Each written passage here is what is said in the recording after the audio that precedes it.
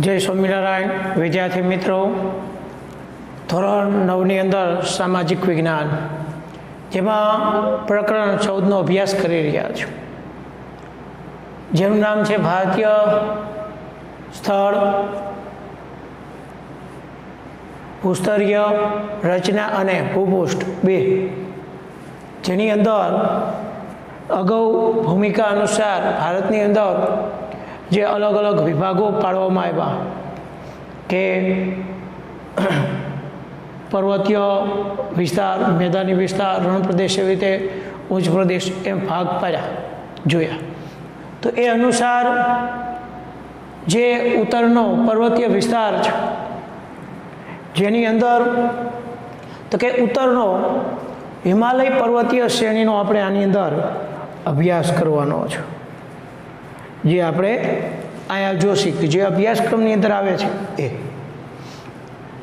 તો એ 3 વિભાગની અંદર છે, એક પર્વતીય શ્રેણી, 2 અને 3 પર્વતીય શ્રેણી હિમાલયની છે, જેનો આપણે અભ્યાસ અહીંયા કરીશું. તો એ ઉત્તર હિમાલય પર્વતીય શ્રેણી, ભારતની અંદર ઉત્તરમાં એ હિમાલય પર્વત આવેલો છે. આ પ્રદેશમાં એક બીજાને સમાંતર એવી 3 પર્વતીય શ્રેણીઓ પસાર થાય છે. ભારતની અંદર 3 હિમાલયની પર્વતીય શ્રેણીઓ છે કે તે એકબીજાને સમાંતર રીતે એ પસાર થતી આપણને જોવા મળે છે. એ 3 ગિરિમાળાઓ છે, એટલે કે 3 પર્વતમાળા છે. તેમાં ઉત્તર બાજુની હારમાળા બૃહદ હિમાલય તરીકે ઓળખવામાં આવે છે, જેમાં આપણે પહેલી જ કે જે ભારતની ઉત્તરની બાજુ હિમાલયની પર્વતમાળા છે,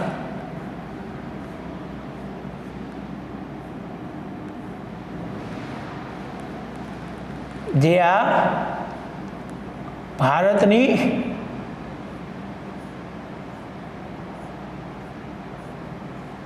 એ આવેલી હિમાલયની આ પહેલી પર્વત શ્રેણી છે.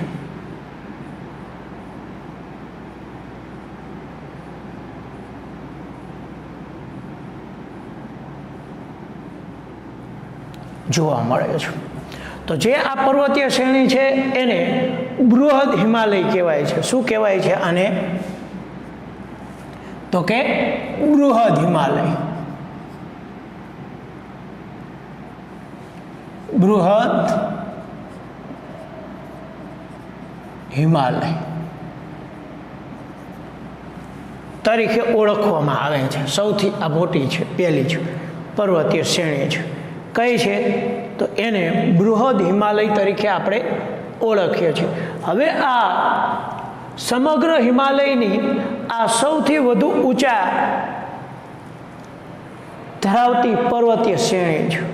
સૌથી હિમાલયની અંદર સૌથી વધારે ઊંચાઈ ધરાવતી હિમાલયની પર્વતીય શ્રેણી હોય તો એ આ બૃહદ હિમાલયની આ પર્વતીય શ્રેણી છે, જેમાં 40થી વધારે કેટલા 40થી વધુ શિખરો એવા છે કે જેની ઊંચાઈ 7000 મીટર કરતાં પણ વધારે છે. આની અંદર તો કે જે પર્વતીય શ્રેણીની અંદર પર્વતો એવા છે 40થી શિખરો, પર્વતીય શિખર કે જેની ઊંચાઈ 7000 મીટર કરતાં પણ વધારે છે. 7000 મીટર કરતાં પણ વધારે ઊંચા છે એ પર્વતીય શ્રેણી આની અંદર આવેલી છે. તેમાં સૌથી વધુ જાણીતું શિખર એટલે માઉન્ટ એવરેસ્ટ. સૌથી ઊંચું, જે 8848 મીટર ઊંચું છે, આટલી ઊંચાઈ ધરાવે છે, જે નેપાળની અંદર આવ્યું. નેપાળ છે એ આ નેપાળ છે, આ ખાંચાનો ભાગ આવડો આ નેપાળ છે. તો એ નેપાળની અંદર એ સૌથી મોટામાં મોટું ઊંચામાં ઊંચું શિખર કે જે માઉન્ટ એવરેસ્ટ છે, 8,848 મીટર જેટલી એની ઊંચાઈ છે અને નેપાળ ચીનની સરહદે આવેલું છે. કારણ આ ચીન છે અને આ નેપાળ છે, આ સરહદે અહીંયા આવેલું એ શિખર એટલે માઉન્ટ એવરેસ્ટ છે. તેની તિબેટમાં તો કે સાગર મંથન પણ કહેવામાં આવે અને તિબેટ આવ્યું છે. અહીંયા ત્રણેય બાજુ બાબતો છે, નેપાળ, ચીન અને તિબેટ અહીંયા આવ્યું સરહદે એટલે ત્રણેયની અંદર જોવા મળે છે. તિબેટની અંદર એને તો કે સાગર મંથન તરીકે આપણે ઓળખીએ છીએ. કોને? તો કે માઉન્ટ એવરેસ્ટ શિખરને શું કહેવામાં આવે છે તિબેટમાં? તો કે સાગર મંથન તરીકે આપણે એને ઓળખીએ છીએ. તેની એટલે અન્ય પ્રખ્યાત શિખરોમાં આ સિવાય જે આ પર્વતીય શ્રેણી છે તો એ પર્વતીય શ્રેણીમાં બીજા પણ શિખરો છે. કેટલા? 40 શિખરો છે કે જે 7,000 મીટર કરતાં પણ વધારે ઊંચાઈ ધરાવે છે. જેમાંનું માઉન્ટ એવરેસ્ટ જેની ઊંચાઈ કેટલી છે? 8,848 મીટર જેટલી ઊંચાઈ ધરાવે છે. એ શિખર આની અંદર આવ્યું છે. અને અન્ય પ્રખ્યાત શિખરોની અંદર તો કે માઉન્ટ ગોડવિન ઓસ્ટિન, માઉન્ટ ગોડવિન ઓસ્ટિન અથવા તો જેને આપણે કેટુ શિખર કહીએ છીએ. શું કહીએ છીએ? કેટુ શિખર, જેની ઊંચાઈ 8,611 મીટર જેટલી ઊંચાઈ છે. જે શિખર આ પર્વતીય માળા અહીંયા આવેલી છે એમાં અહીંયા આવ્યો છે કેટુ શિખર એ આવેલું છે. કેટુ શિખરનો સમાવેશ થાય છે, જે ભારતનું સર્વોચ્ચ શિખર છે. સૌથી ઊંચામાં ઊંચું શિખર હોય તો કેટુ શિખર જે ભારતમાં આવ્યું છે. ક્યાં આવ્યું છે? ભારતની અંદર જે સૌથી ઊંચામાં ઊંચું શિખર હોય તો કેટુ છે, જે ભારતમાં આવ્યું છે. તો આ પર્વતીય શ્રેણી પહેલી, જેને આપણે બૃહદ હિમાલય તરીકે ઓળખીએ છીએ. હવે હિમાલયની 3 સ્પષ્ટ પર્વતીય શ્રેણીઓ છે જે એકબીજાને લગભગ સમાંતર ફેલાયેલી છે. હજી પણ એક આ પહેલી આવી એવી રીતે અહીંયા પાછી બીજી આવે છે. એ બીજી આ પર્વતીય શ્રેણી છે.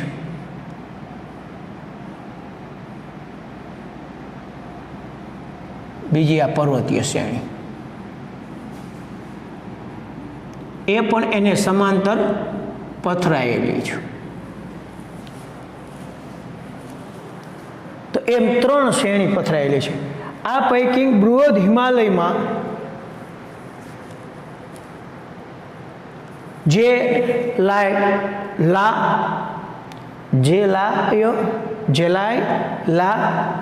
નાથુલા, સિપકીલા વગેરે ઊંચા પર્વતીય ઘાટો પણ આવેલા છે. પર્વતીય ઘાટો એટલે કે ઊંચાઈ ઉપર આવવા જવા માટેના રસ્તાઓ એ તો કે 3 આવેલા છે. ક્યાં?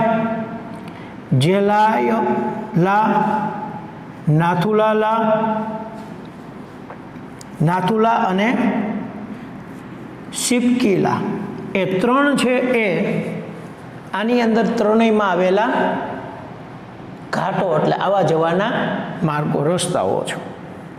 પર્વતીય યાત્રાધામો ગણાતું પ્રખ્યાત માનસરોવર કે જે ચીનમાં આવ્યું છે. અહીંયા ક્યાં આવ્યું છે? આ જગ્યાએ ચીનમાં આવ્યું છે કે જે આપણે પવિત્ર ગણીએ છીએ માનસરોવર. તો આવેલું છે, પણ આ હિમાલયમાં આવેલું છે. એ શું છે? એ પણ આ હિમાલયમાં જ આવ્યું છે, પર્વતીય શ્રેણીમાં જ.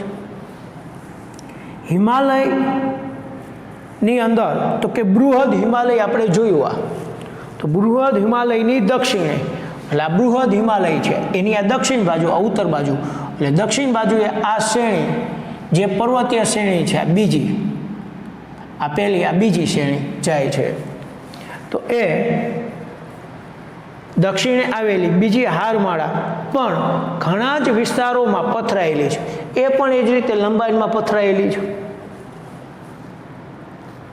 તેને મધ્ય હિમાલય અથવા લઘુ હિમાલય કહેવામાં આવે. શું કહેવામાં આવે? જેને આપણે શું કહીએ છીએ? તો મધ્ય હિમાલય. મધ્ય હિમાલય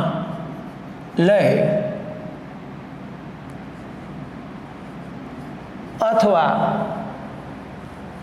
લઘુ હિમાલય.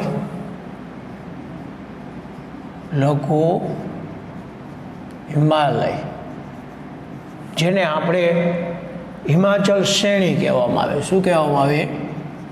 હિમાચલ શ્રેણી. કારણ કે હિમાચલ પ્રદેશ અહીં આવ્યો છે, એમાંથી એ પસાર થાય છે, એટલે હિમાચલ શ્રેણી પણ કહીએ છીએ. તો એ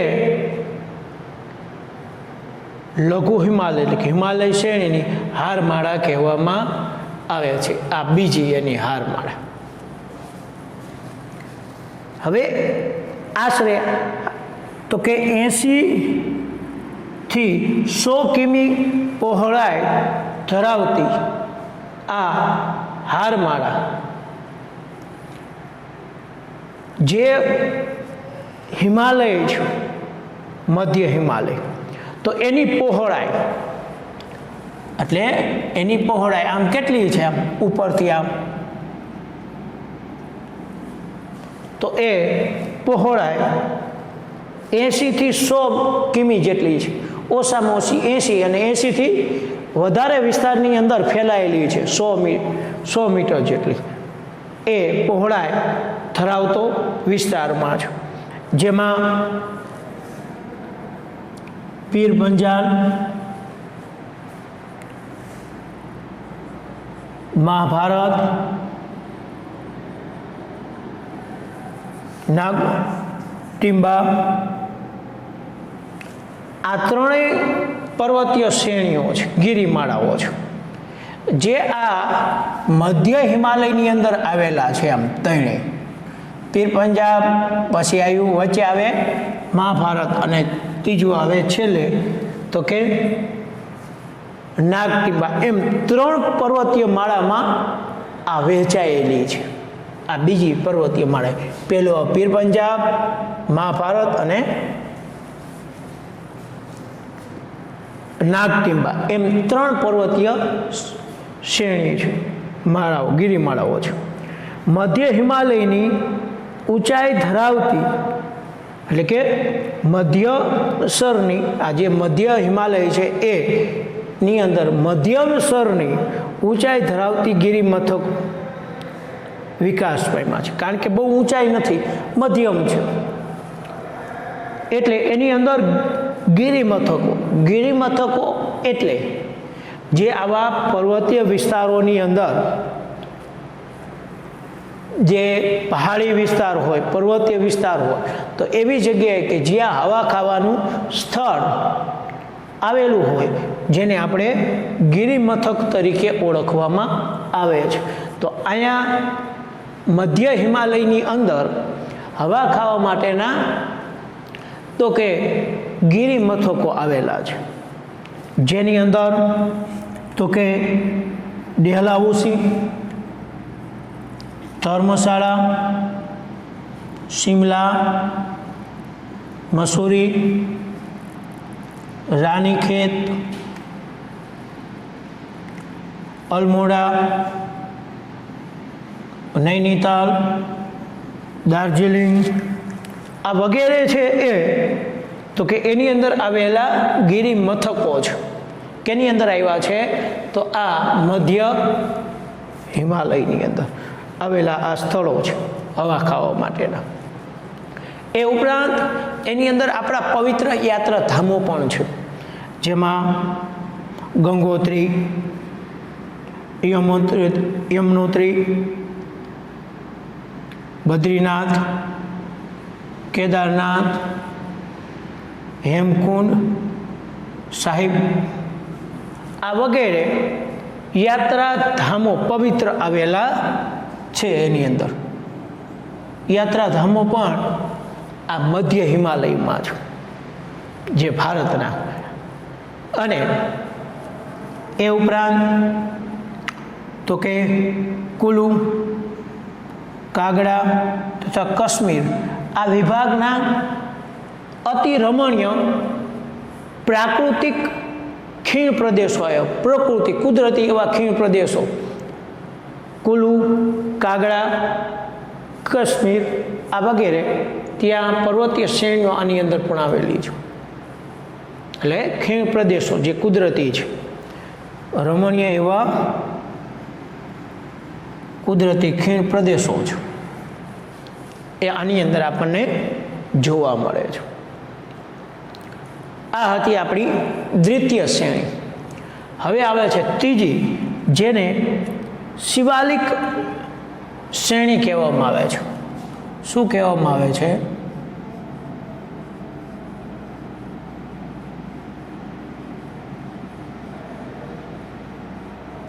એ અહીં આવી છે.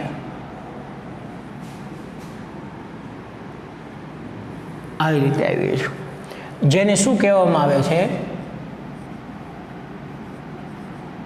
તો કે શિવાલિક.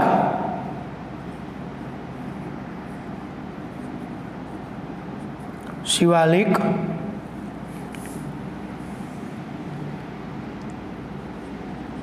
હિમાલય અથવા પર્વતીય શ્રેણી.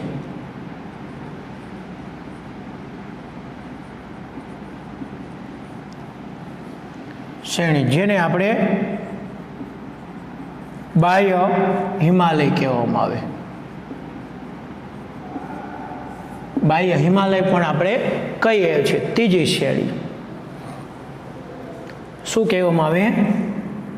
ત્રીજી શ્રેણી, જેને આપણે શિવાલિક અથવા તો બૃહદ બાહ્ય હિમાલય તરીકે આપણે ઓળખીએ છીએ, ઓળખવામાં આવે છે. હારમાળાઓનો ઘણો વધારે વ્યાપ ભારતમાં છે. વધારે આ હિમાલય ભારતમાં આવેલો છે, પથરાયેલો છે. વિશેષ કયો? શિવાલિક શ્રેણીવાળો ભાગ હિમાલયનો, કે જે ભારતની અંદર વિસ્તાર વધારે છે. તે 10 થી 15 કિમી પહોળાઈ ધરાવે છે. તેની પહોળાઈ કેટલી છે? 10 થી 3 ફીટ પહોળાઈ એ ધરાવે છે. જ્યારે આ 100 મીટર પહોળાઈ ધરાવતો છે. અને આની ઊંચાઈ ધરાવતા જોવા મળે છે.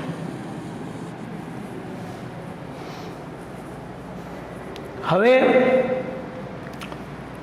આની અંદર સરેરાશ 1000 મીટરની ઊંચાઈ ધરાવતી શિવાલિક હારમાળામાં કેટલાક વિશિષ્ટ ખીણ રચનાઓ આવી છે. ઘણી બધી ખીણ રચનાઓ આની અંદર જોવા મળે છે, કે જે 1000 મીટર ઊંચાઈ ધરાવતી શિવાલિક જે આ શ્રેણી છે, જેની ઊંચાઈ કેટલી છે? 1000 મીટર. અને એની અંદર ઘણા બધા ખીણ પ્રદેશો વિશિષ્ટ આવેલા છે, ખીણ રચનાઓ. હવે ખીણ રચનાની અંદર કક્કર, પથ્થરો, જાડા કાંપની તો કે ઢંકાયેલી રચનાને અને સ્થાનિક ભાષામાં શું કહે છે? દૂન કહે છે.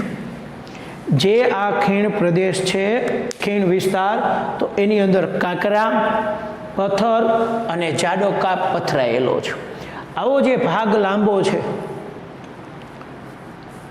અને એ પ્રદેશ આ કાંપથી ઢંકાયેલો છે, જેને ત્યાં રહેતા જે સ્થાનિક લોકો, એટલે ત્યાં રહેતા લોકો, જેને સ્થાનિક લોકો કહે, એટલે જે એ પ્રદેશમાં રહે છે, જેને દૂન કહે છે.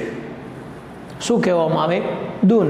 આ ભાગને, જેમ કે દેહરાદૂન, પાટલી દૂન,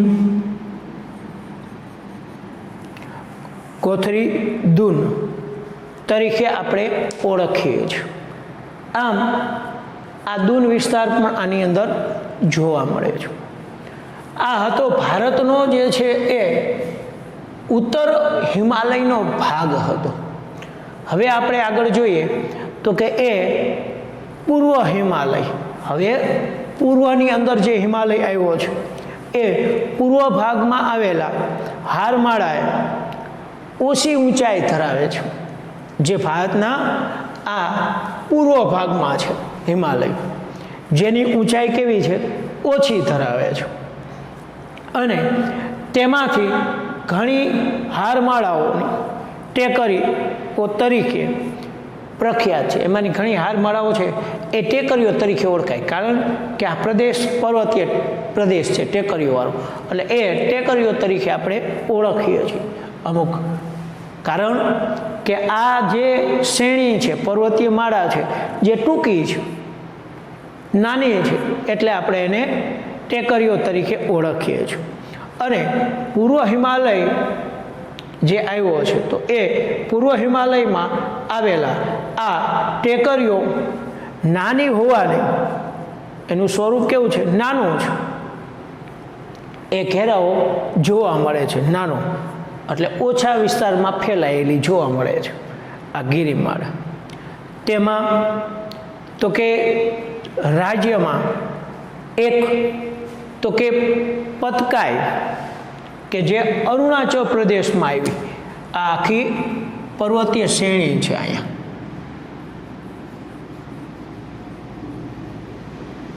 અહીંયા પથરાયેલી છે. તો એક અહીંયા અરુણાચલ પ્રદેશ, જેમાં પતકાઈ. એ ઉપરાંત એની નીચે નાગાલેન્ડ રાજ્ય આવ્યું અહીંયા. તો એ નાગાલેન્ડ રાજ્યની અંદર જે ટેકરીઓ આવી એને નાગા ટેકરીઓ તરીકે ઓળખવામાં આવે. નાગાલેન્ડની અંદર આવી છે. એ ઉપરાંત લુસાઈ એટલે કે મિઝો, લુસાઈ એટલે મિઝો, જે ટેકરીઓને મિઝોરમની અંદર આવી છે. એ ટેકરીઓ કેમ આવી? મિઝોરમ. એમ ત્રણેયની અંદર જોવા મળતી આ ટેકરીઓ છે ભારતની અંદર. તો એ ત્રણ ટેકરીઓ આપણે આની અંદર ત્યાં જોવા મળે છે. આ ટેકરીઓ ભારતની તો કે પૂર્વ સરહદ છે, કારણ કે અહીંયા મ્યાનમાર આવી જાય. આ ભારતની આ પૂર્વ સરહદ ત્યાં આવેલી છે, જે મ્યાનમારને સીમા પર છે. એ પાસેથી પસાર થાય છે. અનુસંધાને એટલે કે જે એ વિસ્તારની જે કાંઈ સંશોધન, જે કાંઈ બાબતોને કારણે સાબિત થયેલી બાબતો અનુસાર મ્યાનમારમાં આવેલી તો કે આરાકાનીઓમાં હારમાળા સાથે છે. આ મ્યાનમારની અંદર જે અહીંયા આવી જે ટેકરીઓ, જેને શું કહેવામાં આવે છે? તો આરાકાનિયા. શું કહેવામાં આવે?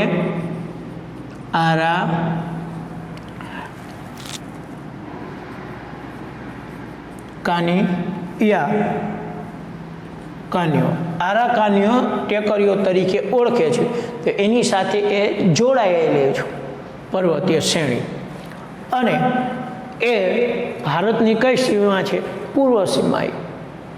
ભારતની પૂર્વ સીમાએ ત્રણ ટેકરીઓ, એક અરુણાચલ પ્રદેશમાં છે, જેને આપણે પતકાઈ કહેવામાં આવે છે, નાગાલેન્ડ રાજ્યની અંદર છે, તો એને નાગા ટેકરીઓ તરીકે ઓળખે છે. મિઝોરમની અંદર જે ટેકરીઓ છે તો એને તો કે લુસાઈ અથવા મિઝો ટેકરીઓ પણ કહેવામાં આવે છે. એટલે એક બેન ત્રણ ટેકરીઓ આવી છે. અને જે સંશોધન કરી સાબિત કર્યું છે કે એ ટેકરીઓ મ્યાનમારની અંદર આરાકાનીઓ ટેકરીઓ જે આવી શ્રેણીઓ, એની સાથે જોડાયેલી છે. એની સાથે શું છે? એ ટેકરીઓ સાથે સાથે જોડાયેલી છે હારવાળા. એ ઉપરાંત તો કે અસમની અંદર જે છૂટો થયેલો મેઘાલય રાજ્ય, અહીંયા મેઘાલય રાજ્ય આવ્યું, તો મેઘાલય રાજ્યની અંદર પણ અહીંયા પર્વતીય શ્રેણીઓ છે. તો એ પર્વતીય શ્રેણીઓની અંદર 3 બાબતો છે. એક ગારો, પછી આવે ખાસી, એ ઉપરાંત આવે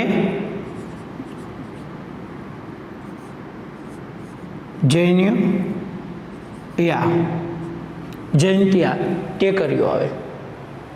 તો આ 3 ટેકરીઓ ક્યાં આવી? તો કે મેઘાલય.